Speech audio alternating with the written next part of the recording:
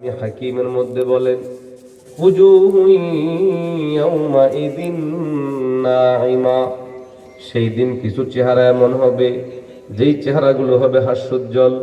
লিসাইহা রাদিয়া, দুনিয়া থাকতে বড় কষ্ট করেছে, কষ্ট করে এসে দেখে বাহ আমি কষ্ট করেছিলাম, আমার আল্লাহ আমার জন্য এর প্রতিদান রেখে দিয়েছে। আমি শীতের সকালে উঠে ফজরের নামাজ পড়ার জন্য মসজিদে গেছি, এর জন্য আমার আল্লাহ আমাকে বদলা দিয়েছেন। আমার ঘরে খাবার ছিল না, তারপরেও অর্ধ খেয়ে না খেয়ে রোজা রেখেছি, এর জন্য আল্লাহ আমাকে বদলা দিয়েছেন। জিহাদের ডাক এসেছে, যুদ্ধের ডাক এসেছে, আমি জিহাদে গেছি, জীবন দিয়ে দিছি, কষ্ট হয়েছিল, কল্লা ফেলে দিছে, হাত টুকরা টুকরা করে ফেলেছে। এখানে আসার পরে দেখে আল্লাহ আমার সেই মেহনত গুলোকে আল্লাহ পাক কবুল করেছেন, আমার জন্য জান্নাতের বন্দোবস্ত করে রেখেছেন। আল্লাহ পাক রব্বুল আলামিন বলেন, রবের পক্ষ থেকে যখন তোমাদের জন্য নিয়ামত যেগুলো দেয়া হবে, সেই দিন তোমাদের চেহারাগুলো উজ্জ্বল হয়ে যাবে।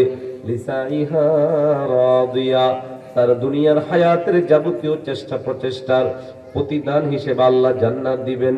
মুমিন জান্নাত পাবে, খুশ হবে, আনন্দিত হবে। আনন্দিত হবে, হবে না কেন? সামনে তো বিশাল বড় নিয়ামত। তাকায় দেখবে বিশাল খাট পালং অপেক্ষা করছে, হৌর গিলমান, স্বর্ণের চেয়ার রাখা আছে, চেয়ারটা এমন ভাবে রাখা মুত্তাকিইন, আল্লাহ পাক বলেন এমন ভাবে তোমরা হেলাল দিবা, দুলতে থাকবা।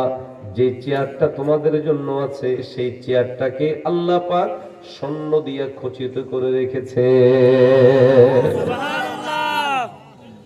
যা চাইবে তা মুহুর্মুহু চলে আসবে। মানুষ যখন সম্মানিত হয় তখন সে খুশি হয়, সম্মানিত বোধ করে যে আমাকে সম্মানিত করা হয়েছে, আমার কাছে ভালো লাগছে যে আমাকে সম্মানিত করা হলো। আল্লাহ পাক ঈমানদারদেরকে সর্বোচ্চ পরিমাণ সম্মানিত করবেন। কোরআন শরীফে আছে আল্লাহ পাক সারা পৃথিবীর সমস্ত মানুষকে তিনটা ভাগে ভাগ করবে। কয়টা ভাগে? 3 ভাগ। আর আসতে বলে